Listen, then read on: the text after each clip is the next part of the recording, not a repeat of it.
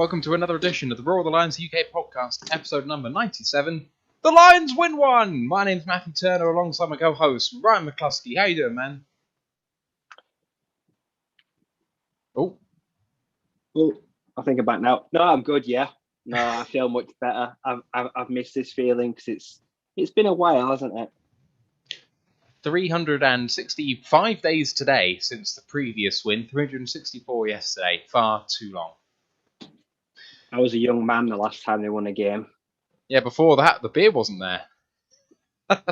No, so I don't know whether that was true. It's just it was a lot shorter and less grayer. Yeah, there we go. Right, just before we get into this, don't forget to hit up our Discord channel, open to all, DM us for the link. Twitter is open for that. College Football Podcast had 2 episodes last week, and sometime this week, I think probably Wednesday, we're going to be digging into the final round of matches, the championship games. What happened last week, Ryan, and what happened this weekend just gone? Last week we had the conference championship games. Those were what would be deciding factor in what happened in the CFB playoff committee's choices. We had the second round of the FCS playoffs, which had some very interesting results. We had the awards finalists, and now all that's happened. All the bowl games have been scheduled. We can go down. We know who's going to be taking part in the Sugar Bowl, the Rose Bowl, the playoff semi-finals. So we know who's going to be the teams competing for the national championship. Had the players awards, so now we can look towards the Heisman and the draft, and we had all the champions. So everything is wrapped up in one big bow, and we're basically at the end of the year now. The regular season is over. That sounds like that's going to be a packed episode, and you went 4 hours last time, so my God, I can't imagine what this one's going to be. But don't forget to look out for that on Wednesday. That'll be going up live, I think, and shortly afterwards on the audio pod. Don't forget to like and sub on this episode. That'd be much appreciated. And Lions Nation Unite, you can see the shiny new merch debuted there by Ryan. Looks really nice. My own one, I think, is actually in the wash because I've been wearing it non-stop. So I'm not sure whether the merch is available quite yet, but it's going to be coming soon. And of course, don't forget to download that app.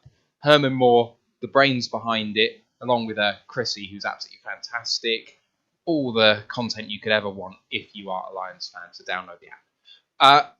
Let's get straight into it, man. There's only one bit of news I've got before we go into Vikings at Lions, and it's quite interesting news. The Lions, in their head coaching search, before they hired Dan Campbell, included current Cincinnati Bearcats coach Luke Fickell. So, they were doing their due diligence. We know that potentially Matt Campbell was their number one guy and he didn't want to go. Dan Campbell was part of the search, and Luke Fickell we decided perhaps not to take him on. He remained in Cincinnati, and he's just gone unbeaten. Yes, he made the right decision. Whoever turned each other down, if he ultimately turned the Lions down and decided to gamble on staying in college, he made the perfect call because he's had the best season in Cincinnati Bearcats history. He's also made history. A non-Power 5 team making the playoff. Never happened before. So he has now also done that as well. So it couldn't have gone any better. Now, for me personally, he will be in the NFL next year because he will not be able to top this. Cincinnati is about to lose lots of talent to the draft. It doesn't surprise me that Detroit interviewed him. I'm pretty sure they did ask Iowa State about Matt Campbell, and he said, "Nah, you're all right, not interested." But we're about to see a flurry of potential head coach hires. So it seems interesting timing that we find out now. We're just on the verge of trying to win a game. They've just made the playoff. I wonder why it's come out now. It seems interesting that we've only just found out nearly 6 months after the hire. It's interesting timing. It's not just interesting timing, is it? It's clearly Fickell's agent going, well, this is the absolute top that this coach can get in the college game. And he either needs to move to a Power 5 team that's got a better chance of making the playoffs every year, and he could well make that move, or he wants an NFL job. He's decided it's time to move on from the Bearcats once it's over, and there's just been a little leak. Unless I'm being totally off pace here. What do you think? I don't think they'll be able to pay him. So I think maybe his time in college is coming to an end. Without, as I said the other day, he's no spring chicken. Nearly 48. That's kind of the age where it's kind of like time to, go or get off the pot.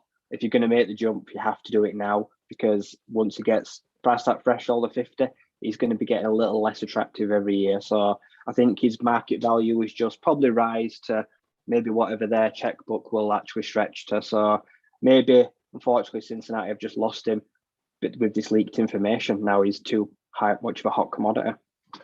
Yeah, very true. I mean, once Ridder moves on, it's Ridder, isn't it, at Cincinnati? Yeah. Ridder, Ahmad Gardner, Kobe Bryant, Alec Pierce, Myjai Sanders, 5 best players. They're all about to probably enter the draft. So they're not going to reload that in all 1 year. I expect them to have a big slump next year. So strike while the iron's hot. There's definitely some head coach vacancies in the NFL, even some surprise ones. He's going to get some opportunities. Oh, I mean, just to count a few. Chicago's for sure. Minnesota's probable. Cincinnati's one that could go under the radar. So Ashley's just said in the chat, if they miss out on the playoffs, Taylor could be fine. I mean, that team is loaded, actually. They've come from nowhere seemingly to have this good record, but they're almost underperforming right now. So I could see that definitely happening. There's a few other teams, I think, that are not doing as well as they could from where they are now. So there's definitely going to be 3, 4, maybe more vacancies in the NFL. And he's going to have to be a leading name. I don't see any other way around it, especially if they can knock off Alabama. If they knock off Alabama, I mean, all bets are off. I mean, I can't imagine what the spread's going to be, but it's going to have to be double digits, I would have thought. 15? Oh, more than that. I think they're going to be good 3-4 scores off the outbeat getting the spread. It's going to be a very hard spread to contain. Yeah. Right. Enough about college. If you want more on that, check it out on Wednesday. But let's move on to Vikings and Lions. And just a great comment, actually, from Dan Pask on the Twitch chat. Just to start with this. I love that Goff ran right at Dan Campbell. Jamal kind of tried to tackle him on the way, but he shoved him off and went straight into Campbell's arms to celebrate the win. Before we talk about the game, how nice was that as a moment? And then to see the locker room celebrations afterwards. It was properly emotional for even the most hard-nosed fan. The fans, for the majority of the season, we've been so critical of Goff, but Dan has stood by him every step of the way. Even when Goff stunk at weeks, he has backed him up. He's still defended him. He's taken bullets for him. And Goff had to just go and say thanks. Thanks for taking the bullets for me. Thanks for sticking by me and defending me when the fans, some of them don't want me here. And that was just what we saw. We saw a mixture of relief, the weight lifted off the back, because now the media will leave us alone. Now we've got that win. Now we can just go about our business. The finally getting that win without McVay. So for him, personal retribution, that chip on his shoulder as well. And then Dan Campbell, just like I said, the wins for teams get taken for granted, because some teams win games every week. Their fans take wins for granted. We don't, because we've had too many years where wins are too hard to come by. And then in this locker room where he picked Sheila up like a little rag doll and span around.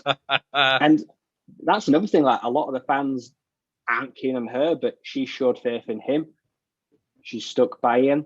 No criticism behalf of him, and he's delivered her a win, and he couldn't be more grateful that he allowed her to take part in this organisation. It was definitely a team win, and it just felt like a weight had been lifted. It felt like for weeks now this fog was over Ford Field, one of the 9th smallest crowds since like the merger. So no one was there to see it, which is a real shame.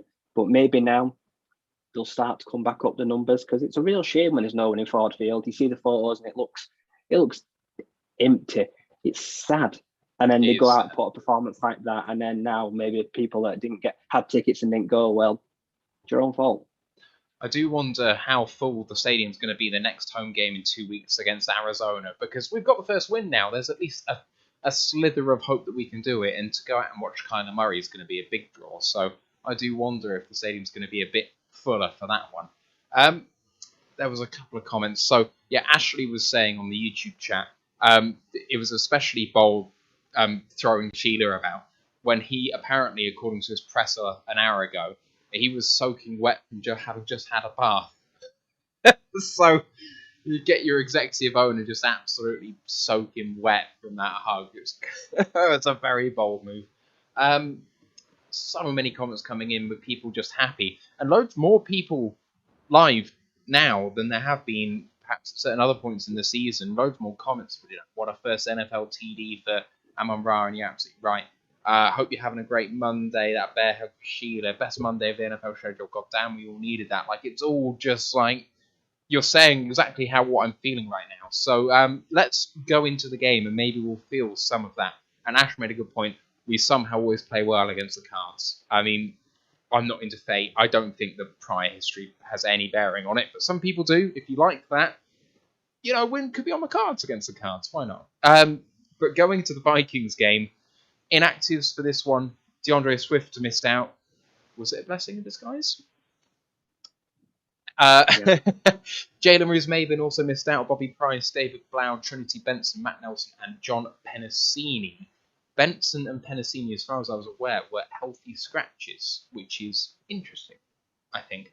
We know that there's conditions on Benson's trade, so are we benching him because we don't think he's worth it to keep him active for the sake of saving a 5th for a 6th round pick, I think it is, or something to that effect? Maybe. John Penasini missing out, I was surprised by, especially when we talked on Thursday, we thought that getting 2 nose tackles in there and really stuffing the run would be important, and Penasini would be a big part of this game, and he's not even on the game day roster. So just to start with that, a bit of surprise there? No, because I think he had an illness. He was sick. Okay. I think it was a genuine health thing. As you say with Benson, Benson isn't good enough to be a Lion. We're just keeping him whatever we can to meet some trade conditions, because total waste of any sort of cap and or trade conditions. Let's do whatever we can to keep him off the field, but keep the contract happy, because he's no use and he's no miss, unfortunately. No, he's not. Okay, so we all know now that the game finished 29-27 in favour of the Lions. Looking at the stats, Cousins, was pretty efficient. Looked fairly good out there too for the most part of the game. 30 of 40 for 340 and 2 touchdowns and no interceptions. Goff, 25 of 41 for 296, 3 touchdowns and an interception, so fairly even. And the rushing game, exactly equal. Both 27 rushes, both 100 yards. So, in many ways, they kind of cancel each other out. The big player, the guy that perhaps had the best game of all, Jamar Jefferson, 11 receptions on 14 targets for 182 yards and a touchdown. And before we go into a sort of play-by-play look, he really burned us on a lot of plays, didn't he? It was amazing to me, even having even having 14 targets, that it felt like they did them a disservice by not targeting him more. I think we knew for a fact we were going to get shredded by him, because there's no one on this roster that can even hang with him on the best day. His yards, to me, felt useless. They didn't the numbers don't really weigh up what actually happened on the field, because in the red zone they were not good. All his yards were between like the 20s and the 30s, where I don't mind. I don't mind getting burned when we bend but don't break. He was electric. He was just drifting by people, finding space. As you say, there was a point where it probably should have just looked to him every single time, because there's no guarantee we'd have stopped him. He could have targeted him 10 times in a row, and he probably still would have caught 8 or 9 of them, even if we knew it were going to him, because we just don't seem to be tight enough in coverage. That was the recipe for success. He now is about to smash the record for yards in 2 back-to-back seasons in the era. He's going to pass OBJ and Jerry Rice. He's phenomenal. He's going to put up ridiculous numbers. He's going to be wasted by the Vikings. He needs to get the hell out while he can. No offense to them, because they're just going to waste him. But he is just electric. He is just so hard to stop. Even when you try double team and put a safety over the top, which we didn't do, we didn't make the best effort to make him look anywhere else, because Kirk, I don't know if he can throw it anywhere else, because we didn't ask him to. We didn't make them have to look anywhere else. I don't even know who the other receivers are, because, well, they lost Thielen early, which actually was a huge good thing for us. he literally lasted a drive, and then they felt like, well, got no one else to throw to. So that was a nice blessing.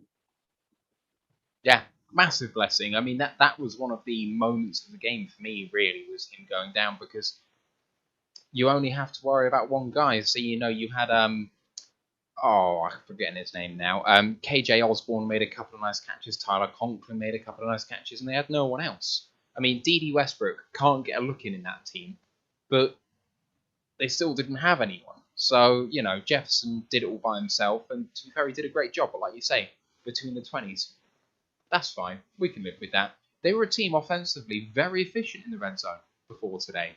And you can see that with Thielen led the league in touchdowns. And that's one of the reasons why. He's that guy. And without him, they really struggled. And you can see that on the 3 missed 2-point conversions. Without him, they almost decided they had to resort to the run, at least for the first 2, and got bottled up. First was the sort of trick play to... I think he was lined up as a fullback, but it's their kick returner who's elite, and he kind of missed direction, and that didn't work. And then Mattison straight up the middle. Well, that's not the best idea, perhaps, I've ever seen. And then they tried the pass. But those 3 missed 2-point plays were massive in this game. The first one, tactically, a massive mistake for me, because with so much time in the game, I understand that you want to make it a 3-point game, and you want to make it only a field goal game. But you miss, and then a field goal makes it an 8-point game again, and you're behind the 8 ball. It was too early for me to justify that as a move. If you've got 5 minutes to go in the fourth, fine. But I think there was a quarter and a half at that point. I know we haven't gone from the start of the game yet, but just 3 2-point plays decided the game. Yeah, they were in their own right. They were either terrible decisions or awful play calls. Zimmer has he has to hang his head in shame. He is one of the big reasons that game was lost. You don't go for 2 so early in a game when you're from behind. You do it when you're in front because you want to put pressure on a side. You don't do it when you're chasing a game. You just take what's given. You just take the extra point. When you're later on in the game, they needed 2-point conversion to get back in the game. Then there was even more pressure on it. And when I watch the Vikings, I think to myself, God, they miss Kyle Rudolph, because on those 2-point conversion plays, we would never have been able to cover him. Letting him go for me was a huge mistake, because he always played really well against Detroit, and he's a red zone monster because he's like 6'6". So they really missed him. Speaking of Kenny Ngongu, we managed him really well all game. He didn't kick to him. There was very few return kicks, which is great. A lot of them touchbacks. But running up the middle against a game where we saw Ali McNeil and Levi Onwuzurike play 45 and 43% snaps each. Terrible 2-point conversion players. We went just heavy set in the middle, and they run right into us. Could not have predicted it any better. It was real mismanagement. Stopping them to 3 straight field goals. It was just red zone, where we usually struggle.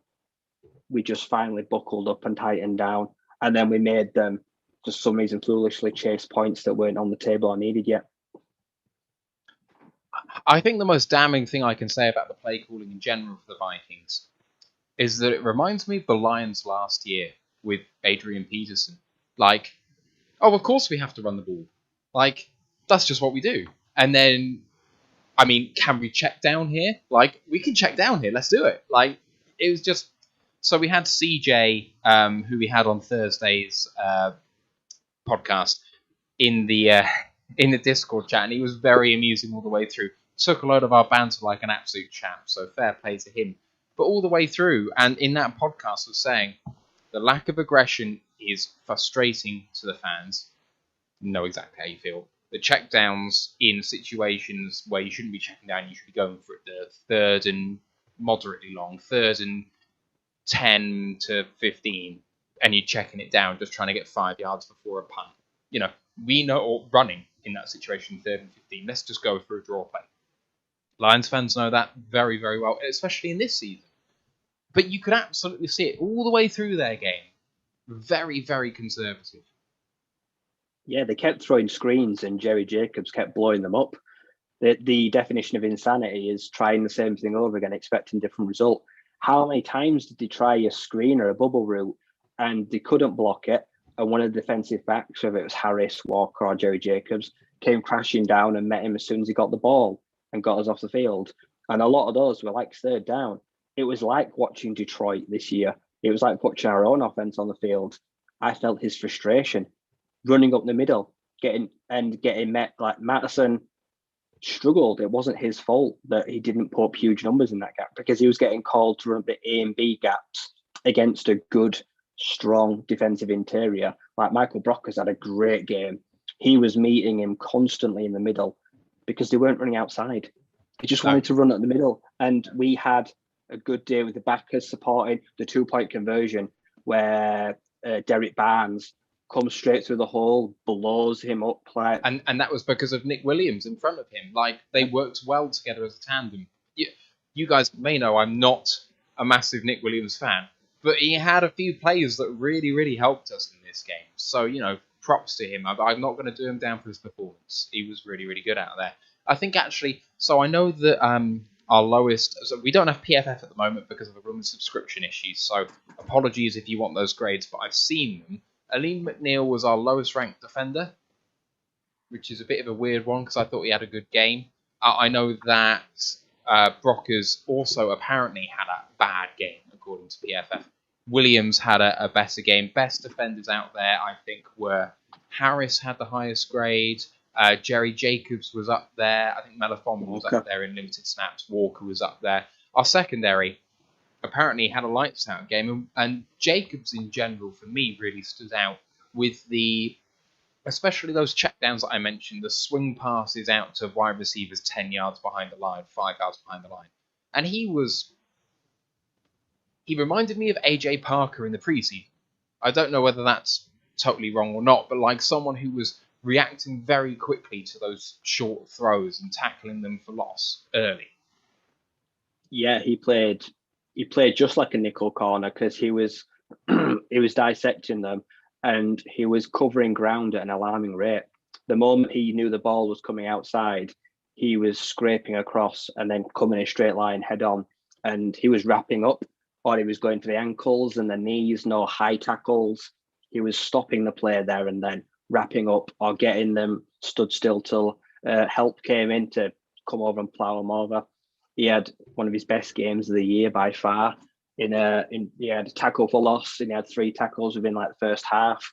He's becoming a very consistent tackler. He did have that neck twinge because he got a bit carried away and he came in like a missile and put his head into his knees. But that was just a rookie error, but he came back.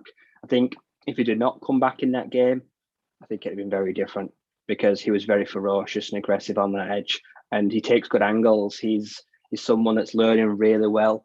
Melifon is really going to struggle to get those outside snaps while he's playing like this. He's going to have to settle for this special team nickel role. And you'd have to say, if there was an award for undrafted player of the year on defense, he'd be by far one of the leaders in the candidates. Yeah, it's a shame that we don't have that. It feels like one of those things that should be celebrated by the NFL, really. The guys that don't even make it to be Mr. Irrelevant and yet come in, play significant time, play really well despite being unheralded. It feels like the NFL should be championing the idea that even if you aren't drafted, the dream isn't over. I'd like to see that award come in. You know, the undrafted rookie of the year. Oh yeah, Kurt Warner's got a movie coming out on Christmas Day because he was undrafted. Right, so the NFL should give an award and at least recognise the undrafted players, because we also saw an undrafted tight end catch his first touchdown of his career, which was really important. The undrafted guys have been carrying this season for the best part. We've been working out linemen, extra linebackers. None of these guys were drafted. We've been down to bare bones at times, but they have just kept plugging away, and we're finally getting healthy slowly, and it's just nice gelling quickly. I think Aaron Glenn's had a lot to work with, especially a lot of young players. And if you want to see more from Jerry Jacobs, I know that he is good friends with the Detroit Lions podcast, and Chris, who was on our 50th episode here, the host of the Detroit Lions podcast, along with Jeff Risdon of Lions Wire. He, before the season, came onto their pod, had a chat with them, and then throughout the season has kept up a correspondence with them. He's a super nice guy. He's got a really interesting story. They're also part of Lions Nation Unite, so I've got to throw them a shout out. But really, really interesting to listen to him, especially before all of this, because back then he was a UDFA. They didn't know if he was going to make the roster. He was battling, really hard just to make it to a practice squad. I mean, back then, making it to the practice squad was success for him. And right now, he is a bona fide NFL starter. Even on merit, he would be starting. I do wonder if Jeff Okudah was still fit and CB1, but that Oruwariye and Jacobs had the starter reps they've had in some bizarre universe, which one of them would be CB2? Because I'm taking Jacobs. I don't care about these interceptions that Oruwariye has had, where the most recent one was seriously good. But the first 4, and I know he's had 5, and you don't do that by accident, he's got to be in the right place. But the first 4 literally hit him in the hands, and he didn't move. That felt lucky. But time and time again, he gets burned in coverage for a lot of yards. And, you have a look at these ranking things, and it's like, oh, interception, well done, you did great, up 20 points. And it's like, okay, fine. If you score in soccer and you're 2 yards out from the goal and you get tapping, well done, you scored. But was it you, really? I'm taking Jacobs. Oh, no, I agree. These interceptions, half of them don't even get returned because he just falls over. He gets burned in coverage all the time. And it's not like we score off these turnovers. They very rarely lead to points, so they don't change momentum. Half of the time, we just give the ball right back, so it kind of undermines him being he's a bit like Gary Lineker. He's kind of like Johnny in the box. He kind of just bad passes come his way and he gobbles them up, which is all well and good. But I agree. I'd rather take tackle for losses and solid tackling over interceptions that most people with 2 hands could catch. I'd like to think that he would have that cornerback 2 job, and we definitely need to get on with Chris. We need to get him on the podcast. We keep messaging him. We keep dropping him hints. I think he knows we're there. We need to chat to him. Yeah, we'll get him back on. I love the kid. Yeah. Right, let's go into the game in a bit more depth. It started out 6-0 to Minnesota in the first quarter. They drove down the field, but we didn't break. We bend, but we didn't break. 2 field goals, very solid from their kicker, who we highlighted as a potential weakness, Greg Joseph, on Thursday. But he, I think, was perfect on the day. I must admit, I came out of that first quarter thinking, oh, it feels like another game where in the first half we're going to go scoreless. We weren't getting anything going at the start of the game. No, it was kind of fit the mold of all the rest of the season. Sluggish starts. When you think about, we've got nearly 50% of the games where we've not scored in the first half. We've got 1 game where we only score points on the opening drive. It very much started to script with the until we were able to soften up the defense. A few passes that were going a bit airy, and then until we softened up the defense running up the middle, it started slowly. We were getting not many yards, but eventually we ground them down a little bit. Them missing Barr and Kendricks was huge because we just kept running up the middle because we knew the backups just could not stop it all day. And eventually it started slowly and it just kept ticking over nicely. And Goff found a groove as well. In that first, he got to a point where he had 8 completions in a row. He's one of the quarterbacks, when he's lasered in and everything's going his way, he'll just keep tossing his darts, started opening up the playbook. This was the most game of the season where we've taken the most passes beyond the line of scrimmage. So in that second quarter, things really clicked. Oh, yeah. So moving into that second quarter then, I saw a tweet from Jeremy Reisman which said that he was perfect passer rating in the second quarter, which is just insane. First touchdown to TJ Hawkinson was a quick slant from the slot into the back of the end zone under the posts. Nice route. It was a very small window. That pass darted in there. Good catch. Managed to get the feet down. Might not have done because of the power of the throw. So that was good technique from Hawk to get in. 7-6. And I think Hawk actually made a really nice play before that on that drive. Then the drive following that, Cousins was strip sacked by Charles Harris. That was really well done. Recovered by Acquira. We maybe got a bit lucky with a lack of a face mask call. And can I just say, you can visibly see his head like turn and snap back. Like how the referees miss that, I do not know. As a Lions fan, I understand how the Vikings fan must feel because on their side, we've been on the other end of that so many times.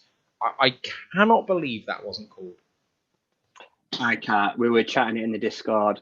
If you see a quarterback and someone goes past him and his head turns more than like 45, 50 degrees, that's so easy to call a flag. Even if you take your hand out the face mask and it drags alongside of the helmet, if the head swivels, you've got to throw it. It was so visible. I understand that kept the drive alive, and that was a really critical penalty in the game that was missed. It's fair to say that maybe some other teams, it don't get missed. Maybe some other teams, it's a bit lackadaisical with the calling of plays and the refereeing. We've both had our fair share of bad luck, but in the context of the game, if that was the other way around, I'd been absolutely seething. So I can understand why the Vikings fans were upset, because it went a long way to deciding the factor of the game ultimately, because we only won by a few points. So it was pretty evident. It was. And then moving on from there, we did get a really nice touchdown to Brock Wright. Really nice sell on the play action. He went up the seam from the tight end spot, released really nicely, had a lot of space. But instead of taking perhaps a shorter throw where he had space, he went for it all into... I mean, I think there were 3 defenders in that window. It was very Stafford-like. I know it's a really horrible thing to say for a Lions fan, but he threaded the needle a little bit, and the catch was fantastic.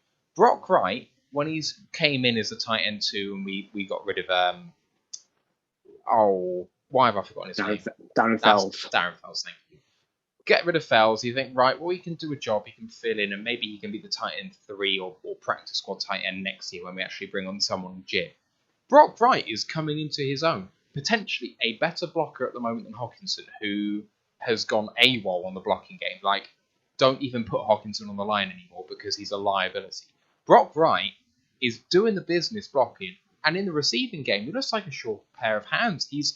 I think in terms of Raz, he's one of the most athletic players on the team, and you can really see it.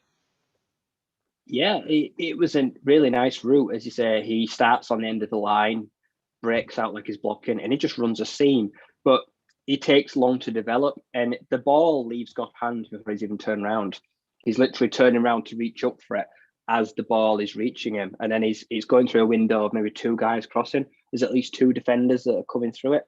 Goes right through there, almost the hands, and it had some heat on it. It came out like a fastball. He manages to secure it, get in his chest, fall into the back of the end zone, but it wasn't one of those where he just dumped it out and asked him to turn around and run for the end zone. Wait till he got there, threw a fast ball through some hands, and some guys might not have been able to bring that heat into their body, but good solid hands. And I agree, Hockenson, liability, gets penalties when you ask him to block, but on some screens and some draw plays, Brock Wright has come across the line very quickly and made some big holes in the run game. So he's another UDFA that's producing the goods. We might see him now be used a bit more in an expansive role and not just as a blocker. Or indeed, having 2 tight ends in the set, but having maybe Hockenson in the slot with Wright on the line, where both can be effective in the pass game or blocking, because I don't mind Hockenson blocking from the slot and blocking into the line. I think that would be fine. But when Hockenson's on the line, like you said, he's a penalty machine. He is someone that I'm quickly going off of. He's someone who I wanted the jersey of last year. And I'm not saying get rid of him. And I'm not saying don't take the 5th-year option on him. Absolutely do those things. He's still worth it for that. But re-signing him after that? He's playing his way out of it for me. He got the touchdown, and yet he was PFF's lowest ranked offensive player for the Lions, mainly because he was at fault for a lot of the pressures which happened in this game, and mainly because he can't block. Generally speaking, just in terms of whether it gave up a pressure or not, it's so frustrating to me that this guy was meant to be the 4th best tight end in the league coming into this season, but he's nowhere close. As a receiving weapon, he might be the 4th best, but as an overall tight end package, he barely makes the top 10. He can't block without holding. He just wants to grab. He's too grabby, as you say, in the line of scrimmage. He has to let people go, and then you get pressures because he's not able to sustain blocks. He's making it very hard because the tight end market keeps resetting. We just saw someone get a big pay deal. He's going to ask for a big old wedge of cash, and I don't think I'm ready to give him it. Now, I'm not saying let's get rid of him now, but I agree. I'm not sold on keeping him around either. He's going to be very expensive, and sure, if you're going to have him as a receiving option, more times than not, probably warrant the money. But there's times where he's going to have to stay at home and help blocking, and that is just where he is really hurting himself. I'm not getting attached to him. I'm not buying anything with his name on because I don't anyway. But I'm certainly not sold on his long-term future here because sometimes I've seen him show visible frustration this year. Like maybe he's going to turn around and think, I'm better than this. Someone's going to ask me to block less and catch more. And right now, that's not us. No, I mean, I still have belief in him. I'm not abandoning him just yet. I think that he can turn it around and become the guy we thought he was going to be. In the first 2 or 3 games, he looked like he was going to be an absolute game breaker. Mike has just said, do you think that tight end university encouraged him to think stats too much? I'm not sure about that, but I do wonder perhaps whether that had an impact because Hock of the end of last season is better than what we've got now. So I don't know. It's a hard one to put your finger on as to what's happened. Maybe Kittle's been a bad influence. Maybe he's got better athletically, but maybe he's got inside his head. Maybe that whole tight end you thing. Maybe he's got a bit arrogant. Maybe he's less humble. Maybe he's got a bit more of a chip on his shoulder. Maybe something has happened this year. Maybe his personality's changed a bit, hanging around with all the cool dudes like Kelsey and Kittle. Maybe so. Right, let's move on. So we talked about the Brock Wright touchdown. And then, so going into the last 4 minutes of the game, we have a nice drive. It kind of peters out a bit with a false start near the red zone, which is so frustrating. First of 2 inside of 4 minutes, either half. Stall out for a field goal. Or was that the second one? I can't remember which one was which. But anyway, so we score a field goal with the first one after the drive stalls out. Minnesota, a minute and a half left. Got CJ going. Well, if we get a touchdown here, it's not too bad at 17-6. Okay, mate. Cousins goes 3 and out. And then the Lions drive down again. I think it is the second one where we got the false start with time really against us. And we get another field goal. So 6 points in the last 4 minutes to make it 20-6. And frankly, there didn't look like there was a way back at that point for Minnesota the way we were playing. We were absolutely on fire, which was... I mean, it reminded me of the second half against San Francisco week 1. Like, it just like we were going to score on every drive. Whether it was a field goal or touchdown, there was no stopping us. I agree. It was one of the best halves of football all year. We were getting off the field quickly. We weren't getting in too many third and shorts. There were third and longs. Minnesota's lack of discipline did help because there was a flurry of false starts at times. They got themselves behind the chains. But then we were able to be more aggressive with the play calling. When they got further down on third down and second down and long, Aaron Glenn decided to send a bit more pressure. We saw the likes of Charles Harris. We saw a bit more blitzing. Everything played into our hands in that first. And when you look at the offense, I liked how much we were switching running backs. We saw Jefferson, Godwin, Jefferson, all taking snaps. They were rotating, so they were never too... The defense didn't know exactly what we were going to do with what personnel because it wasn't just Jamal on the field all the time, which was good. We were churning the ball up. We were finally using the clock for once as well. We were churning it up, which is something we've struggled to do for, a very long time. Yeah. And then maybe we found our kicker of the future. We found this rookie who looked spot on.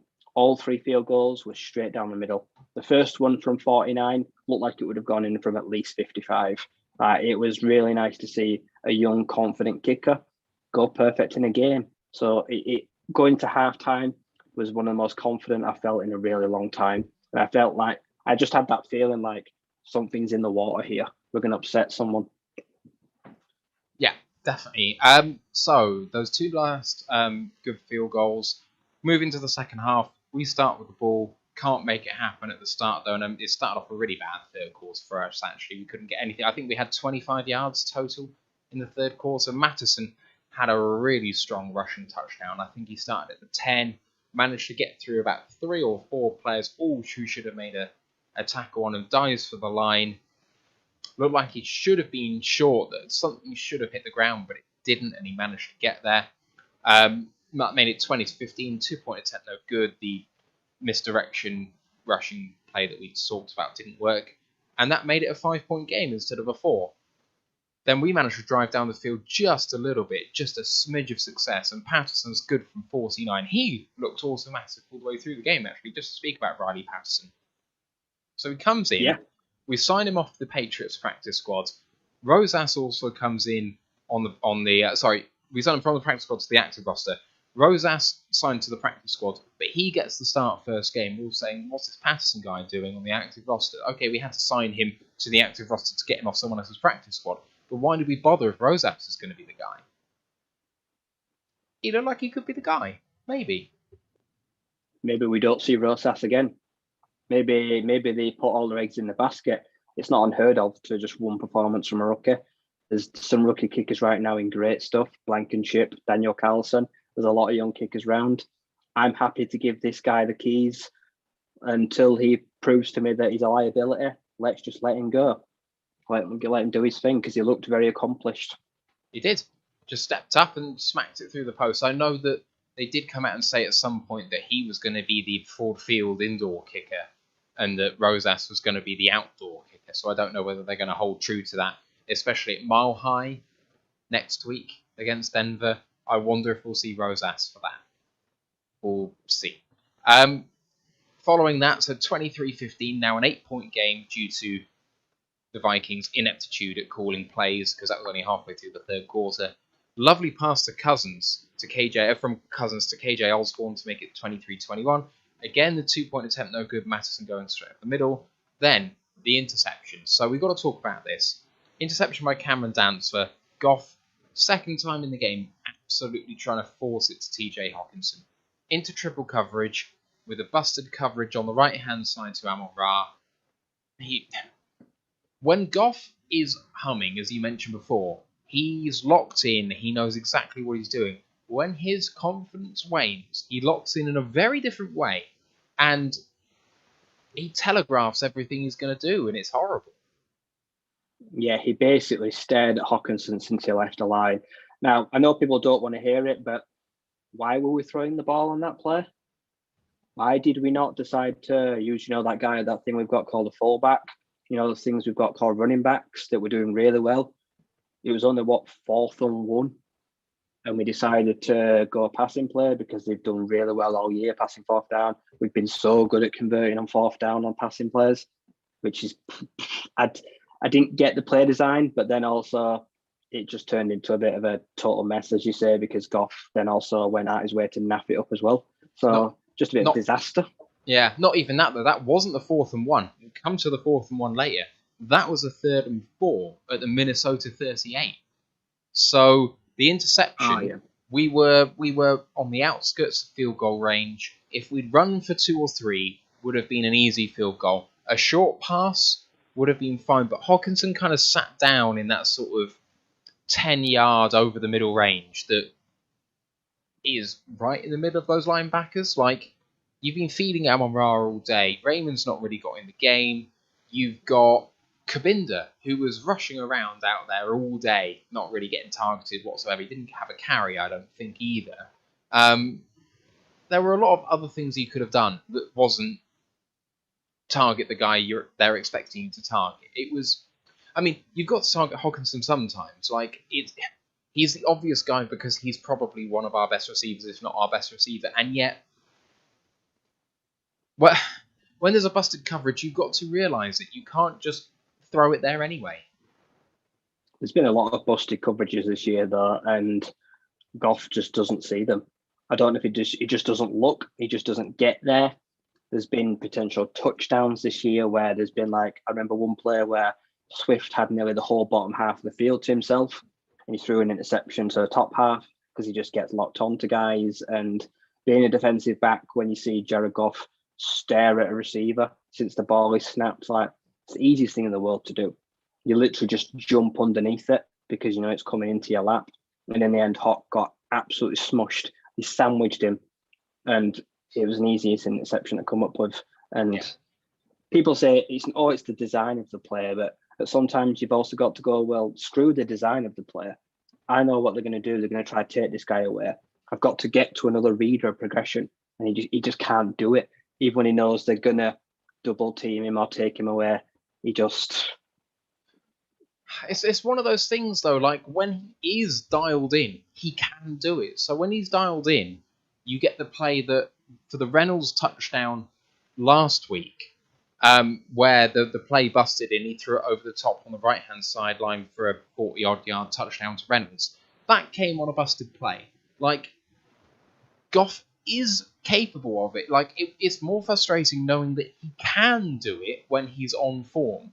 That when he doesn't do it, it's like, well, I know he's capable. Like, if you knew he couldn't do it, I'd almost forgive him for that, because it's like, well, it's not within his capabilities, so you can't really blame him. But I can, because you can do it. So, very, very frustrating. And at that point, I knew we were in trouble. 2 points down. You throw that up there. Yeah, you're right in Vikings territory. It's not like you've given the ball away in Lions territory. There's not necessarily points coming, and indeed, on the next drive, the Vikings have a hold and have to punt the ball away. So it's not like it cost any points. But it maybe left points on the board for us when we were almost in field goal range. So, it did hurt us in a different way.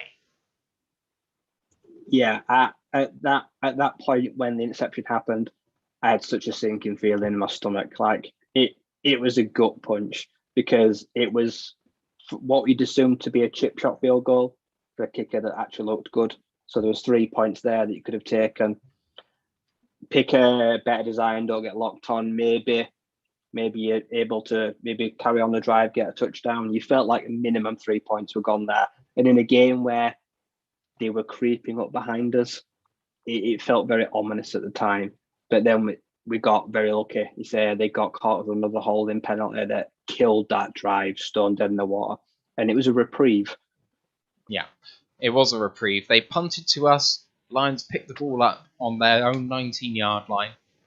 And the drive goes pass short to Brock Wright, incomplete. Pass to Amon-Ra St. Brown for 9 yards to the 28-yard line. 3rd and 1. Jamal Williams up the middle for no gain. 4th and 1. Timeout. And then the play of the game, really, when it comes down to it. 2 plays of the game. This is the first one, the ones that the fans have been falling themselves over for. Fire Campbell now. This is exactly the sort of play I'm talking about, where you can't do this, blah, blah, blah, blah, can't be trusted, whatever. Or ballsy call, 4th and 1 on your own 28-yard line, 4 minutes and 8 seconds to go. What do you think of the call? What do you think of the play call? Actually, no, I'm thinking about a different play. Goff, on a different 4th and 1, audibled into a sneak. We'll talk about that one first. I don't remember quite when this was in the game, but Goff saw something in a defense, audible to a sneak, didn't get there. What did he think of that, first of all? Because it's the first time I've seen Goff at the line change something this year. Yeah, I've not seen him change anything, kill any player using audible. I'm glad he did it for once. I'm glad he thought he saw something, but the line maybe let him down, didn't get enough push. I'm not sure what he thought he saw that would have got over. He must have been looking at, the nose tackle. I think it must have been something like he saw something that thought, Evan Brown can get me there if I stay in behind him, if I get in between him. He's not the most athletic guy, but he's reasonably big. He's not a small quarterback. So I was very disappointed that we weren't able to get that. But then I also think, that's the kind of play you love a fullback on. But we didn't have one there, so he took his chances, changed it line. He tried to catch them out. If you try to catch out at guys and you fail, it's one of them things, isn't it? It doesn't always go your way. You've got to say it's a better play by the defense than the offense. They just won it. I think it's one of those ones where sometimes when the quarterback gets kind of bottled up, sometimes you see them try and spin out and get around the outside, and I think that would have worked in this instance, but he just tried to kind of motor through the middle, and it didn't quite work. But moving on to the bigger 4th and 1, So we decided to go for it. Then at the line, Campbell took a timeout just to think about it a bit more. I thought at that point we were punting. I think Campbell kind of second-guessed himself, came back out, left the offense on the field, which I think was the right call. What do you think about the call to go for it there? 4 minutes to go, 2 minutes left. What do you think the thinking was behind it? Do you agree with it? I think the thinking was that we have to go for it because there's too much time on the clock. He felt like he had to extend the drive to chew up some more clock. I agree. I expected us to punt when he took the time out, but I'm glad he took the time out and didn't rush into a decision. I didn't. Maybe we catch them off if he does it quickly. Maybe we manage to get it, just like say even a sneak because we do it quickly. But he managed to compose himself. He decided to still go for it, which I'm fine. If you take that time to think of it and still go for it, that tells me that the analytics must have been in his favour because you must be looking at sheet thinking take time out like, well, I've got a good chance here because the book says so. And then it's the play design. Yeah. I think, so the logic is, I'm sure of it, is if I punt the ball here, no matter how deep it goes, this is the Chicago situation, this is the Baltimore situation, they get the ball back, no matter how well my defense has been doing, we know that Cousins, against prevent, will march the ball down the field, much like Goff did, just a drive from this, and kill enough clock so that it hit the game-winning field goal. If we go for it here, if we're successful, even if we have to punt the ball away, you make that drive significantly more difficult. If you convert, you might hang on to the ball for the rest of the game if you don't falter, and you might even get a touchdown on the board and make it an 8-point game, and then you're really laying down the gauntlet to them, especially with 3 2-point plays they've missed so far. And if we don't get it, we know that they probably can't kill all of the clock. Hopefully we hold them to a field goal, in which case we only need a field goal back. And if they get a touchdown, well, they haven't killed enough clock to kill the game off, and we still have enough time to go and get a touchdown ourselves. In all facets of this decision, I agree with it. Like, the logic just matches up. But moving on to the play call, play action, roll out to the right, designed for the running back in the flat. Running back, tight end, running back in the flat with the tight end going over the top. Both were covered very well. Did you like the call? Was it just a matter of the defense playing it well, or would you have liked to see something else? I just don't like the call. When something's worked all game, I'm kind of just like, stick to the bread and butter. We know for a fact that we can run up the middle because we've been doing it for best part 3 quarters. We've seen Godwin, Jamar Jefferson manage to get through holes. I keep going back to the point we have a fallback, so we're able to get penetration at line of scrimmage. Like right now, he's becoming less and less a factor. I didn't like the call. I would have pounded it. We pounded the rock all day. Go to it.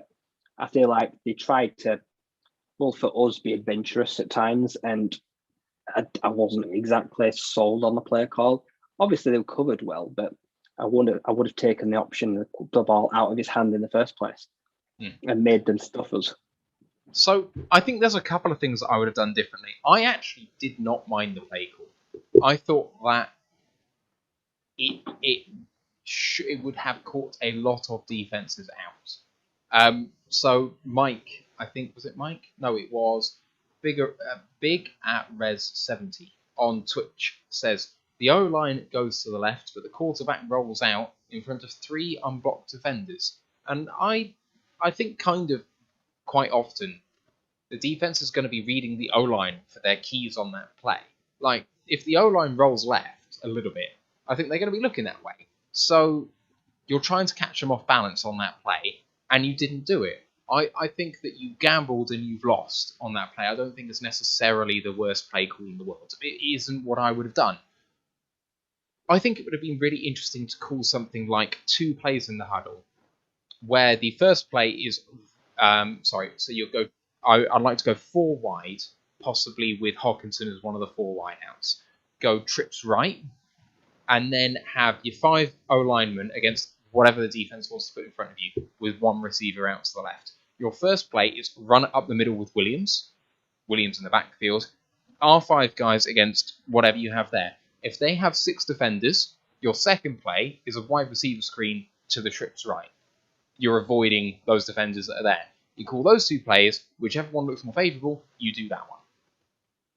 I just feel like that has a greater chance of success than what we did. And I hate the wide receiver screen because it hasn't worked very well for us. But it's a kind of an out on the run if they decide they're going to stack the box against the 5-0 lineman.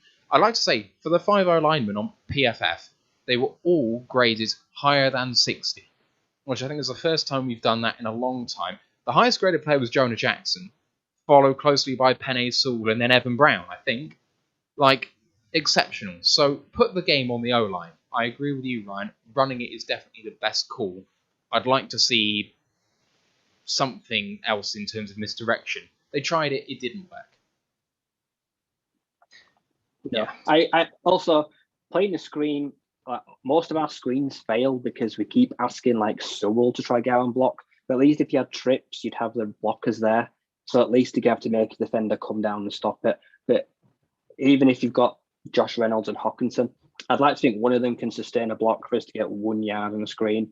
I'm not asking Sewell to haul ass to try to get outside to block for Swift when we do these tunnel screens that just keep failing. So a screen probably would have worked because the block would have been there and we needed such short yardage. But I'm guessing maybe at some point we're going to have to start like giving Jared Goff options at the line. We now know he has got audibles. He can kill a play. He can change it. Maybe now you trust him a little bit more. Has he earned the right to change the play at line of scrimmage? Because he sure as hell hasn't before. He's been told exactly what to do and not to do. So who knows? We'll see. Yeah. So Derek on Twitch has just said, what about one of those fabulous fake punts? Which I'm kind of there with it. I mean, we've tried it twice and it succeeded twice. And if you go for it, call the timeout, come out with the punt team, and then come out running it, if you have the leverage, I am good with that. Like, that's a play that actually I think is going to have a good rate of success, especially considering how well our special teams drilled. And especially how good Jack Fox's leg is. Like, it's not going to be thought of very often. No, we punt that often and we're really, really, really good at punting and getting down there to cover a kick. If we take a timeout and then come out for a punt, you'd more than likely assume we are punting. So that's the kind of player where you put Hawkins on the end of the line, you get him to release, and you just dink it over. Like, I agree, he could easily make that happen. You just do a little break or a little release out on a fake punt. It would have been easily doable because we've already seen that up until 3 weeks ago, like 30 yards of air pass. We know he's got the arm as well, Jack Fox, to pull off a fake punt. Yeah, definitely. Right, it didn't work. On that play action pass roll out to the right, Goff is strip sacked. He actually he does juke the defender and then holds on to the ball too long, and that defender comes back and knocks it out of his hands and then catches it himself. I mean, you could see what he was doing and there was no one open. At some point, say to your receiver, I know that I'm putting you in a bad spot, but it's a better spot than I'm in right now. He had to feel his internal clock. He beat his man, but he wasn't going so fast that he was going to be leaving him on the floor. Like, have some self-awareness, man. Come on. We've been saying that all year. Some self-awareness, a little bit of pocket presence. Like, he thinks he's beating him, that he stepped him, and then he just comes right back. And we know he's butterfingers. It doesn't seem hard to strip sack Jared Goff because sure as hell a lot of people have done it. His ball security is poor. That's, I think, 9 fumbles now on the year, and they've lost nearly all of them. So in the end, a lost fumble didn't kind of felt like just turning the ball over on downs. They didn't exactly get much yardage from it other than turning down. So the outcomes of the play would realistically have been the same. It's just a good thing they didn't score. Just saying about that 4th and 1 shot, like, if it's 4th... So, with the 4th down, just finish with this. At what point do you give up and punt? So 4th and 1, we're both agreed that the decision is right to go for it. 4th and 2, 4th and 3... Where's the line for you in terms of, okay, if you do beat us in this drive, then fair play because we had less of a chance running out the clock through going for the 4th down. So I guess what I'm saying is, weigh up the probability of losing the game on Minnesota driving it all the way down the field versus you being successful managing to keep the ball for the rest of the game. That's what we're weighing up in the whole thing, right? 4th and 3. For 4th and 3, I trust Jack Fox's leg, and I put my Jack total Logs. Yes, I love it. That's it. And then at 4th and 3, I'll put total faith in the defense because I know it can at least flip the field. They're going to get good starting position either way. But then I just put my faith in them. I won't go for it anything less than 4th and 2. Yeah, I think I'm right with you. 4th and 2.5, 4th and 3, 4th and 4. Punt it. If you beat us, fair enough. But 4th and 1 should be a 70% chance. 4th and 2, I reckon you're looking at 4th and 2 at the goal line. 2-point play is about 50-50 shot. But when you have all of the field to aim at and it's not a condensed field, you should be looking at 60%, 55-60%, and then keeping the ball for the next 3.5, 4 minutes, or at least killing another 2 minutes of clock and making it that much harder for Cousins is worth it for me. So 4th and 3, punt the ball, I think. Moving on to that final possession, then Vikings gifted field goal range about the 28-yard line. And they actually look like they're killing the clock very nicely.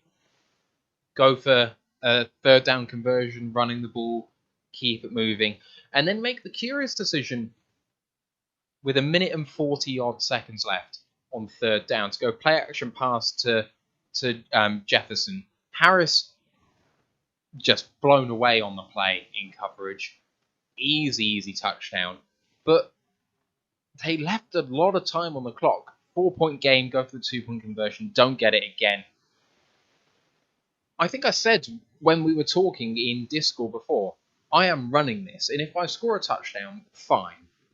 But I actually kind of want to get stopped on the goal line, and then maybe go for it, or kick it, and you're leaving Goff only a minute to get a field goal. I'd prefer a minute for Goff to get a field goal than 1 minute and 45, 50 to get a touchdown. It's marginal, but I hated what they did. Again. Yeah, they managed to. Even on one of the downs, like on 1st down, even a delay of game would have helped. If they'd have purposely taken a delay game, took those yardage, but cleaned those taken the seconds off the clock, that probably would have sealed the game because I'd have still liked them to have a strong passing attack. If they got down to, say, the 10, 15, 20, move back a bit, but eat some clock because they were taking their clock management, even taking timeouts, they were poor. They were just leaving us way too. And we were all thinking, please score, please let them score. I saw those trying to tackle everyone at they got down to 3-yard line and everyone just jumped on that. So let him go. Push him in the end zone. Don't hold him up because they're trying to stop the clock. Yeah, I remember saying in all caps, you have to let him score here, please. Please don't stop him. The only 2 options are turn the ball over or give up the touchdown, and there's nothing in between. Because if they score a touchdown, there's 2.5 minutes left, fine. If it's a 7-point game or a 6-point game, fine. But at least he got the ball back with plenty of time. It didn't look like we were going to stop them, and we didn't. And we actually maybe had half a minute or 40 seconds less than we could have had. Yeah, it didn't work well for them.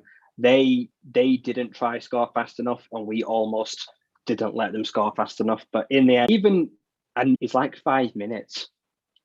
There's a lot of stuff you can do in 1 minute 40 in an NFL. Some teams can score twice.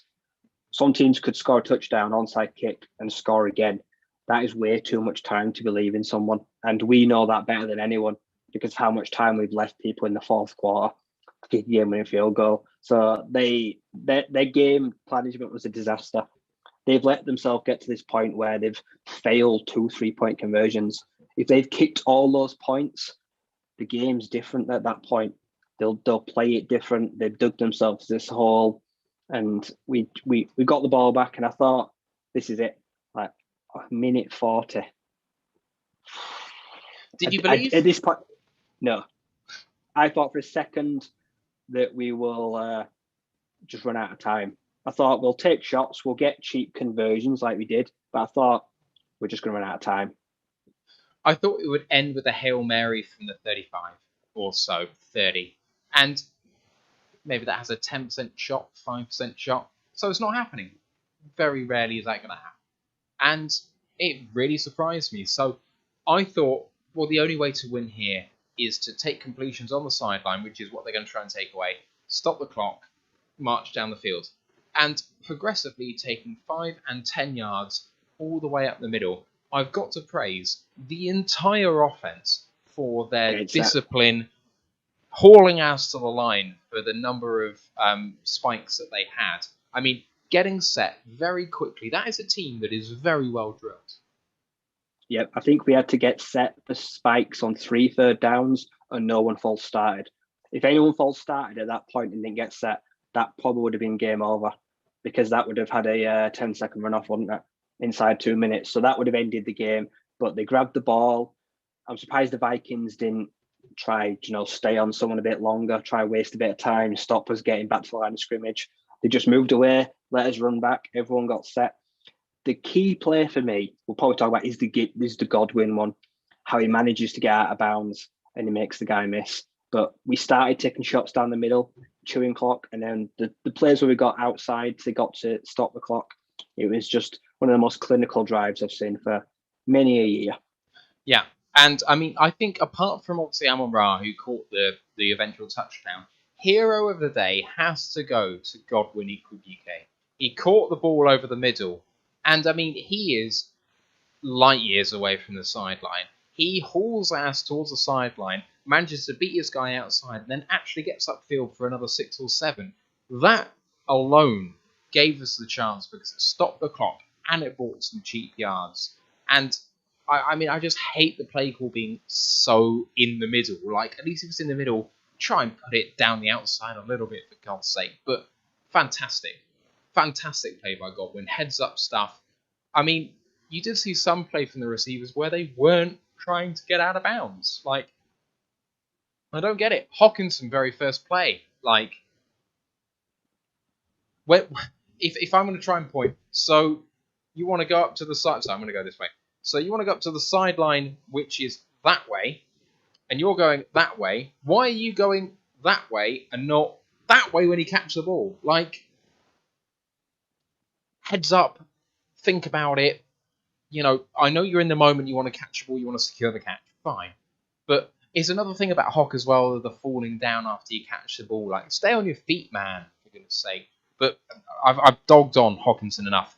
Godwin, fantastic, gets us in position. The second to last play, targeting Reynolds in the end zone. First of all, I thought he had it. Second of all, yeah, absolutely, he's so close to a pick. I mean, my heart was in my hand. And the thing is, if Goff actually makes a bad throw there and underdoes it, it's a touchdown. Like, there's so much space in front of the receiver, but the defender's behind him. Reynolds is a big guy. Just put it in front of him. Make it short. Yeah, just turn round, throw it into his stomach, but he's trying to throw it over his shoulder. Like, he should be trying to box him out like a point guard or a point forward in NBA. Just get to the line and turn round. But he kept running, and then I think it hits him on the shoulder, and it just bobbles up in the air. And I just think he's going to gobble it up. Dance is going to gobble it up, and it just lands there. And I just think that was the break. Yeah. Ashley's just said in the YouTube chat, Godwin said in his presser today that he's been emphasising learning the 2-minute drill last week and this week, and it paid off this week for us. That and Amon-Ra said yesterday that they practice that play every Friday, so it's a perfect eventuality for us. Getting out on the out of bounds on that pass was huge. The final play is Goff gets the pass done. He zips it in a little bit faster than Goff usually throws a pass. It's a really good route run by Amon-Ra. I think everyone runs comeback routes, like on the goal line. I don't think anyone runs deep. It's a good catch. It's a good throw. It's a fine play design. What the fuck are Minnesota doing? Like, I know that it has been worn on other podcasts as to the fact that it's a bad play call deserving of losing the game. I think that puts it very politely. That is a team wanting to lose. Like, there is no other explanation apart from maybe looking at the Lions in the previous week, defending a 3rd and 4, 9 yards back too. We've done it as well. It happens. Coaches get it wrong. But what the fuck was that? It was awful. I think Amon Ra said in like his presser, he goes, I couldn't believe like the DBs were so deep. He goes like, I only wanted like 3 centimeters of room, and they gave me like 3 yards to just run a hitch and then sit and let fire in between them. Like, you want your DBs, you want them pressing, you want them at the line pressing and make them beat you. But they literally just gave up the whole goal line. So they basically just said, everyone, do me a favor, go run a hitch at the goal line, and I'll throw it into your belly. Good catch, great celebration. Campbell deserving of the plaudits. Amon Ra as well, just in general. So I start with this actually. Amon Ra's best game, he's on for a record for a rookie as a Lion, as a wide receiver in terms of receptions, in terms of yards. He was, I think, he played 96. No, hang on, let me double check that before I say. Yeah, Amon Ra, 96% of snaps at wide receiver. Reynolds was second with 83, and Raymond third with 49. Amon Ra is WR1, and on this performance, deservedly so. He finished with 10 receptions on 12 targets for 86 yards and a touchdown. That's consistent. Yeah, he was a constant threat. He got nearly all of his targets. Good show hands. A lot of them were to the sideline, so he was saving clock all the way through the game. He was always playing in good clock conservation, and it was just a great game. And it was very reliable. He felt like a nice safety blanket. Nothing too deep or anything, but those middle, short, intermediate crossing routes, he seems to finally found his niche and taken those what would have been Raymond's, who only had 1 target and 1 catch in the whole game. So he's starting to earn Goff's trust, I think. Yeah, I completely agree. Actually, in the presser, Campbell was asked that, and he said, we've actually had that trust in him for quite some time, but it just hasn't happened in game yet. But the trust has been there, and they've wanted to do that for some time. So I would not be surprised to see him be WR2 for the future of this organisation. I think he's starting to prove exactly where his talent level is. At the end of the day, you have a look at someone like Devontae Adams, or why am I forgetting names all of a sudden? Chargers wide receiver, not Mike Williams, Keenan Allen. Keenan Allen. Yeah, these are elite wide receivers, great speed, fine. Amon Ra does not have the elite top end speed, but what both make them top elite players is their route running ability. In fact, Keenan Allen doesn't even have the top end speed; he's just an elite route runner, and Amon Ra has that. That is his key, is his route running. If he can do this consistently, he could be an elite wide receiver. I think that when we took him, we were saying, okay, somewhat limited, but he can be a Danny Amendola. But I think his potential far exceeds that. I think he can be Marvin Jones Jr. He didn't have elite speed, but he had crisp route running, and we're seeing it still with the Jaguars. Like, he was a solid 1B option, and maybe that's who we've now found. We've found that consistent go-to guy that gets free, gets separation, runs a crisp route, and we don't have to ask much more of him than that. We can go get a deep threat that takes the roof off the house that we don't. He's not going to be the yard after catch king. He isn't going to be touchdown king, but he's going to be reliable, and he's going to move the chains, and he's going to be good at one of those guys that gets to the sideline as well. He's going to be able to preserve clock. Yeah, lots of comments coming, and Ashley also suggests Michael Thomas as well as Keenan Allen. Absolutely right.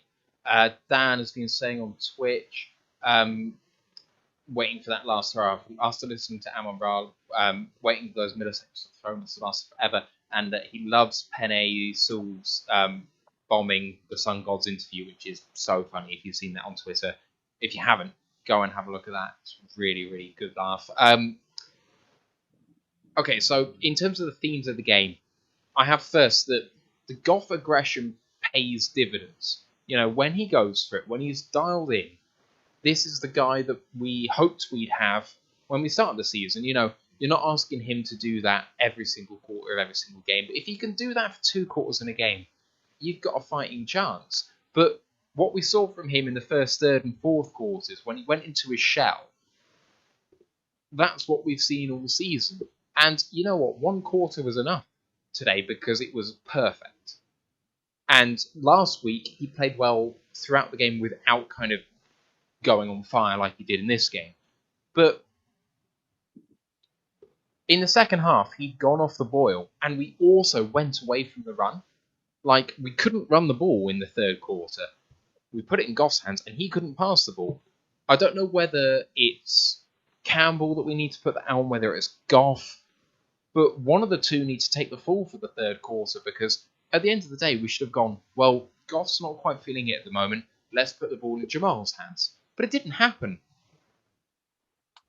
That has to be Dan, because Goff doesn't make the decision to, if they're going to take the ball out of my hands, let's put it in Jamal's. That's not his say. If he's told to drop back or even on a read option, like put the ball on his belly and pull it out, go for a pass again, that's the design. You can't make Jamal keep it. So that third quarter will probably be more on Campbell for going into his shell.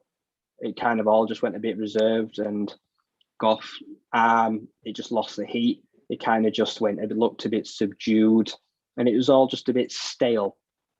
That third quarter, I think halftime came at a really bad time. That 15 minutes across halftime actually really hurt Goff, because suddenly all his rhythm and his momentum went. We came straight out of the half. We went 3 and out. That is when we got the ball back. I thought we need to strike while the iron is hot, but someone had put it in water and it just sizzled. Yeah, absolutely right. I think we've mentioned a few of the other things I've said. Effective run game, but got away from the second half. Thielen injury massive. Amon-Ra's best game. Reynolds also. Yeah, so let's talk about Josh Reynolds. In terms of when Goff was hot, Reynolds looked like the guy who was actually a bit of a go-to in that point, but went totally away from him in other spots, apart from trying to go for the touchdown very late when Goff was kind of warming up again in that 2-minute drill. Reynolds is, for me, justifying a cheap place on the team next year. Someone who I actually thought would have justified an expensive place on the team early on in the season, in the off-season, in fact. I hoped he was someone we would sign. But now I'm kind of thinking, well, if he can replicate this production every week, especially given the lack of other receiving talents who's attracting attention, that this guy, maybe when we are drafting a WR1 or we're getting a 1 in free agency, that as a wide receiver 3, Reynolds looks like he's absolutely worth the money, especially if we can get him for $2 million or less, perhaps. Yeah, because you look at the options that are returning, and Quintez Cephas, has he done enough so far? Has he got enough body of work to just say that the job's his? I'm not sure. I think Josh Reynolds will give him a really good battle for that wide receiver 3, because, as you say, the first game, he was poor, got the OPI, had the drops, he didn't look on it, but the last 2 games, he's kind of looked like he's kind of got that spark again, like Goff, like they've been catching balls together, like it's just kind of like old days, like they're kind of on the same wavelength, and that's taken a bit of time. So from between now and the end of the season, if he plays consistently, gets a few 60, 70-yard games, his chances of being back here next year will increase dramatically. Yeah, so Ashley's just said a wide receiver 2 to 5 group of Amon-Ra, Reynolds, Raymond, and Cephas sounds pretty nice. Total agreement. Wide receiver 5 being Quintez Cephas is fantastic to me. I like Raymond, but in the last few weeks, he's been very quiet. Since he had that 110-yard game, he's kind of been basically non-existent. Like they've kind of gone away from him now, which is a shame to see, because he suddenly got hot and then he's kind of just gone cold, and they've just kind of like just stopped using him completely. And he's also lost a return as well. Like he's not getting the punt kickoff returns because Godwin's taking his work. I'm leaning towards him not being back next year, because I feel like he's fizzling out almost, which is a shame for someone that's been around so long, but I don't see him in that group of 5 next year. Yeah, agreed. Thank you to Papa Joe for the subscription on YouTube. If you've not subscribed to us, we would really appreciate your help on that. I know that you hear content creators all the time saying, please like, subscribe, and it's some sort of boring rhetoric that you hear every time from a content creator, but I think when you're on the other side of things, you don't quite appreciate how much it means to the content creator. One, in terms of like endorsing the content that we're creating, but two, that it actually helps us in the pocket. I mean, we're not there in terms of being monetized on YouTube, and you know what? If it never happens, I don't care. It'd be nice though. If you can do that for us, it'd be great. Moving on. Penalties didn't kill the Lions this time. So many times we've seen in crucial situations, holding calls and what have you. There were 2 delay of game penalties which were frustrating. 5-yard penalties that we could have avoided, especially given it was at home. It's not like the crowd are making it hard for you. At the same time, when it came to it, and you said, during the spike in the ball, they didn't kind of false start or anything like that, which is great. But even during some of the Vikings late drives, they weren't caught offside. One of the things that has been annoying me recently is actually defenders jumping the gun and jumping offside. None of that. I don't remember a defensive pass interference at all in the game. They were very, very well disciplined in this game. And it showed. It really helped. It was the cleanest game all year. The first delay of game actually wasn't Goff's fault because we didn't have any timeouts left. And I think it was 4th down. There's nothing we could have done. If he'd have got the snap off quick, he might have thrown it away. But I don't think that could have been. Like, I certainly can't blame Goff. That was just circumstances. But I think it was like 3 penalties for like 11 yards or 2 for 10. That has got to be the least we've easily had all year. Maybe most of last year. I don't remember a game where I only see 2 penalties and they weren't harmful. Like, no holding calls. I can't remember the last time I saw a Lions game where no one held. And also, as you said, we were getting pressure on 3rd down. Everyone was lined up properly. Even because Jefferson was getting in behind us, but we weren't giving passive interference. Fair, we weren't getting close enough to him. He had a few yards of separation. Yeah. But even the linebackers on the tight ends, there was no penalties. It was getting chippy. I feel like the Vikings at sometimes were trying to get us as well, trying to get in our faces.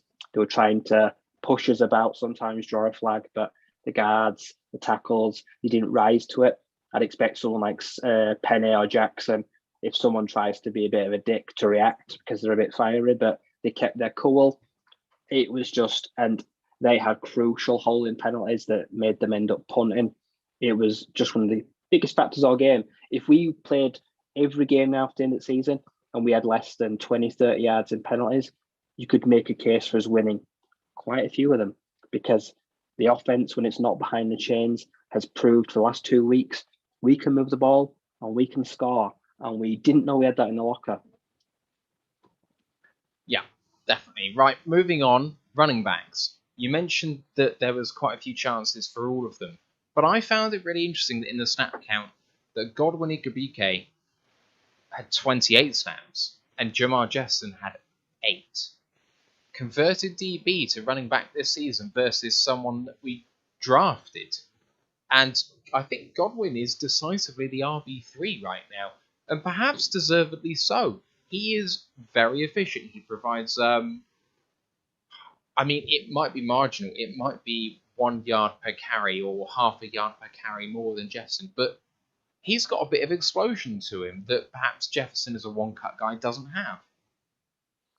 I think I feel like all those kickoffs as well, like, I think it's good for him. Like, he's getting those touches on kickoffs where he's able to get a bit of momentum going. He's a big guy. He's a big stocky guy. Like, he's a bruiser.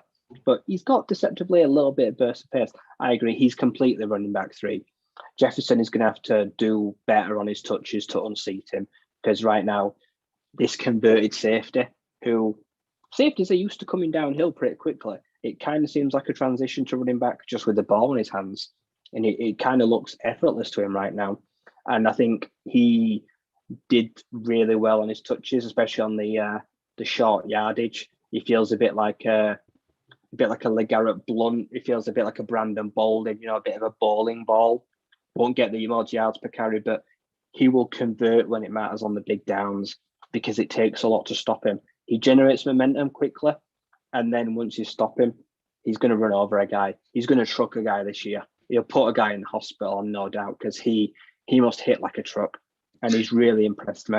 Like, we've not even seen Craig Reynolds yet. That tells you how well these two are doing.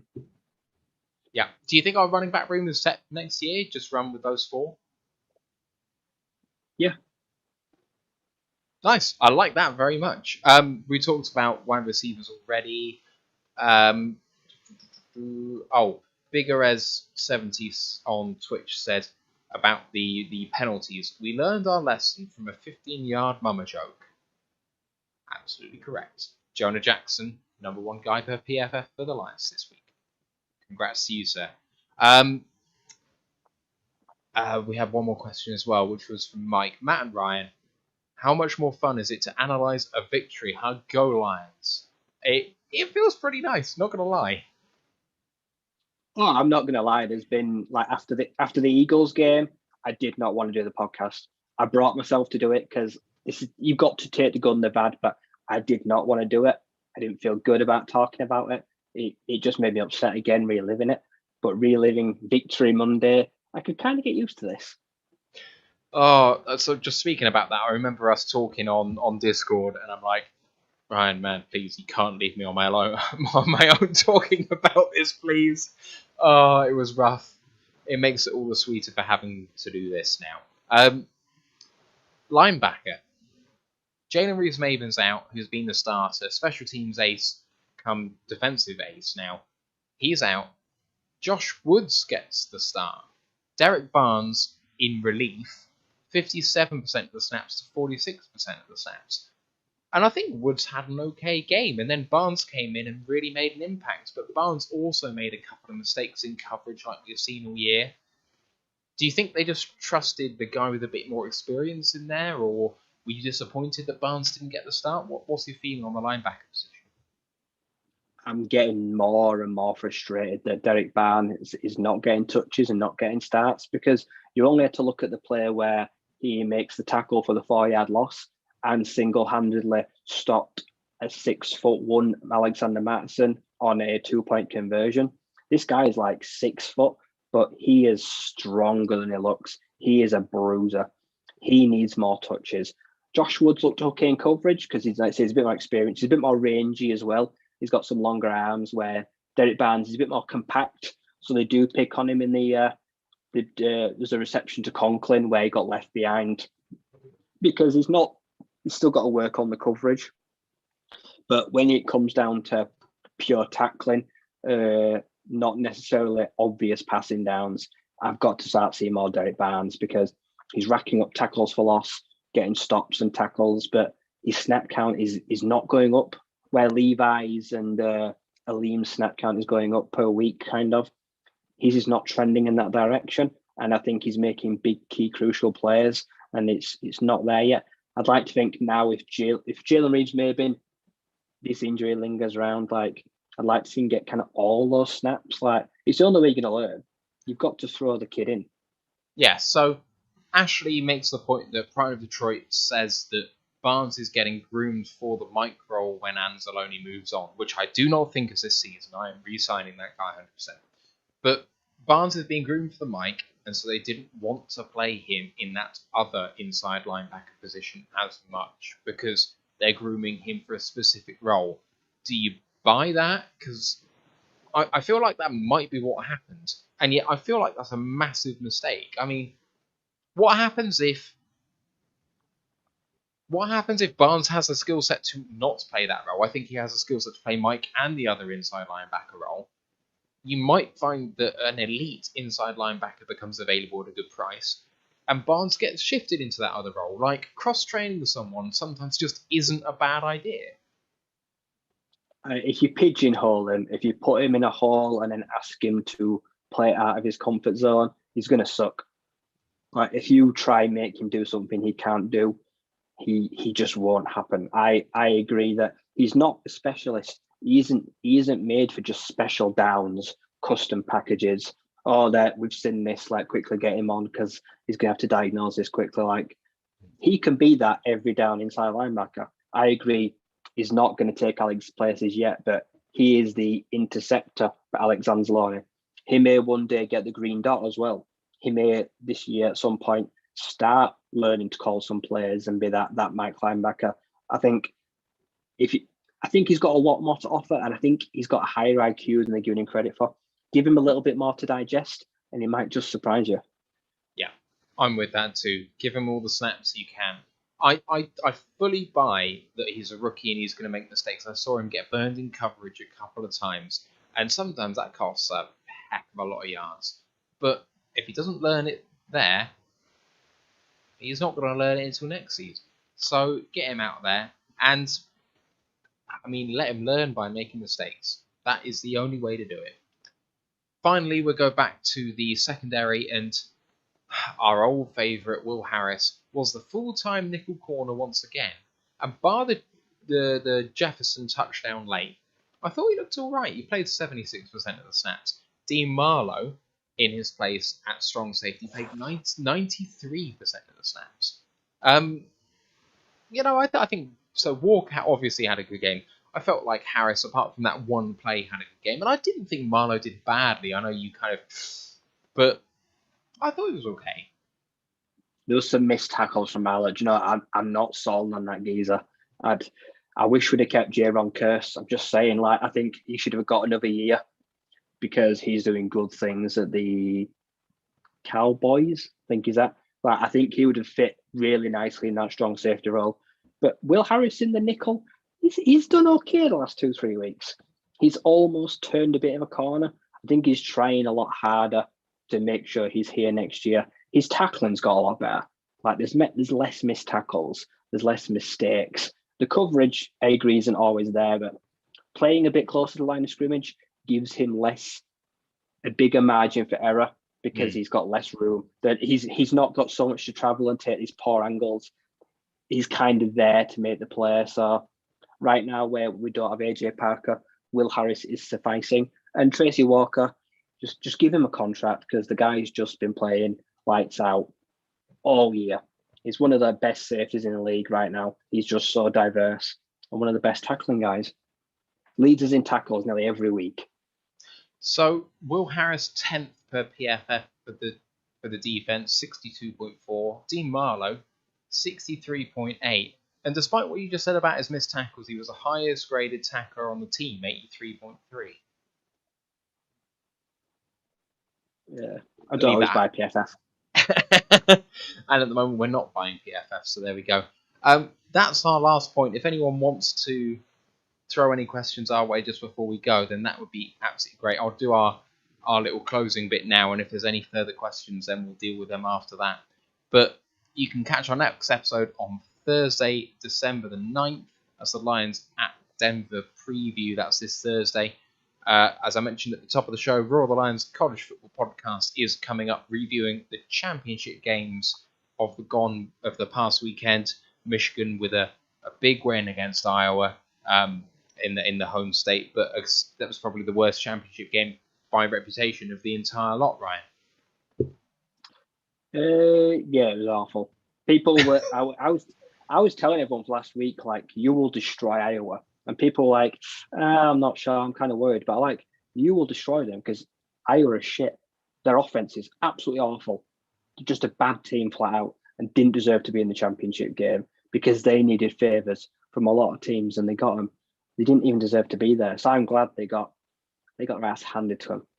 And it made me smile that, yeah, we'll be talking championship games. We're going to do another mock draft. So we're going to change our mid-season mocks as well to do an end-of-year mock. And I imagine things are probably going to change in them quite a lot. Yeah, I can imagine it will. There's been a lot of movement since then. On our socials, find us on Raw the Lions UK on YouTube, Twitch, Facebook, Instagram, and Twitter. Some variant of Raw the Lions UK, ROTL_UK or ROTL.UK. Articles coming out on rawthelionsuk.com. I did do a preview article for the game. Haven't done a review one as yet. I haven't done a review on it all season, actually. I've just been basking in the glory of defeat most of the year. I might do one for this game. Maybe. But we'll have a lot of draft content coming out. There's a long time between January and April, so watch out for that. Don't forget to like this episode on YouTube. Subscribe to the podcast, whether you're on Twitch or YouTube. Is going to help us out a great deal. There's no further questions coming in.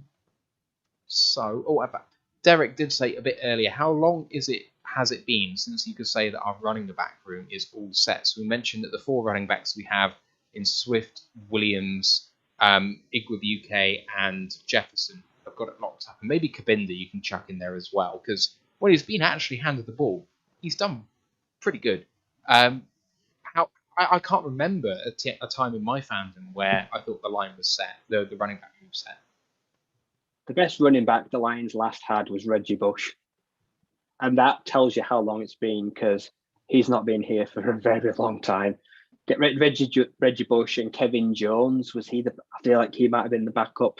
That might have been the last good duo we had. So you go into what, like 2010, 11? Ooh, Reggie Bush, I want to say was 13. Actually, I want to say that was a bit later on. Let's have a look. I can take some time and have a look at that. So, Detroit Lions, Reggie Bush, 2013, 2014. And I feel like it was a two running back tandem with someone. I don't think he was the sole guy on his own. But I can't recall. Was Theo Riddick with him? Joik Bell. Oh, I always forget Bell. I liked Bell. He was injured a lot. So was everyone. So was Javid Best and Kevin Jones and everyone in that era. Yeah, I mean every time we draft a running back, you got to fear something. So yeah, Swift. He's looked good, especially in the receiving game, but gets injured a few times. His career path is reminding me of Kerryon just a little bit. Bit more success, similar amount of injuries at the moment, and that's worrying me. Mike says 2 big U of M victories after Matthew versus the Big House. Coincidence? I think not. You're absolutely right. Get me out to the Big House again. On your pocket, sir. One Pride 40 says, what round would you draft a receiver, Ryan? Well, there's a few I want, so it will be either the Rams pick or the first or the second round. It depends where. The Rams right now suck. They won yesterday, but they did not look good because they were just playing a bad team. I think if they're picking 25 onwards, I will be using our second pick in the draft for receiver, because there's a few now, it's kind of fallen shape. I know who I want. I think that wide receivers actually getting devalued a little bit with how many really good second-tier receivers there are. I agree with a lot of the chat about the fact that the last 2 years have had, say, Jamar Chase, and the previous year, 3 really top wide receivers, and this year perhaps no one is quite getting into that realm. But there's the second tier has so many good guys that you've got someone like Bell, I think it's David Bell, was it? Falling into perhaps that middle top end of the second round. And he's fantastic. Like, if you could get him at 2-1, I'd be very happy with that. And I think the number of receivers at that level means that the value of all of them falls a little bit, because if you miss out on one, well, you can get the next one. There's no need to take a receiver in the top 10 this year. Between 20 and 32, they will fly off the board. Garrett Wilson, Traylon Burks, Chris Olave, David Bell, you've got Jahan Dotson, and then you've got likes of Wandale Robinson, David Bell. Between the end of the first, start of the second, it will just be wide receiver after wide receiver. But the class is so deep, you don't need to, pardon my French, you don't need to spunk your load. You don't have to blow a top 10 pick, because it's not needed this year. Don't reach when the class is so deep. And because of the injury, you might be able to pick up someone like Drake London at the middle of the second round or bottom of the second round. I know we're getting drafted at the moment at the bottom of the first, but that injury is going to hurt him. I don't care what you say. You get injured at this time of year, that hurts your draft stock massively. So there's that. No further questions, so we're going to wrap this up here. Ryan, thank you for joining me on this Victory Monday. I hope to everyone that you have enjoyed yourself. I've been working with a smile on my face all day. So it's good to be a Lions fan right now. 1-10-1. For some reason, I feel bloody happy with where we are once. I'll take them however they come. We almost threw it away. It's fine. It's fine. We got the win. And Dan can rest happy and safe in the knowledge that, at 1-15-1, he's not getting fired. 0-16-1, there's a slight possibility, but he's safe for now. Ryan, any last words before we sign off? Nope, it's looking like I'm going to snap my 4-game losing streak in fantasy football as well. And I had Amon Ra and Hawkinson, so it couldn't have gone any better. There we go. Thank you to everyone for listening, for you guys live, the guys listening on the audio pods. Appreciate you all massively. For Ryan and Matthew Turner, we will see you next week for another Lions win. Let's go, Lions, one pride. One pride.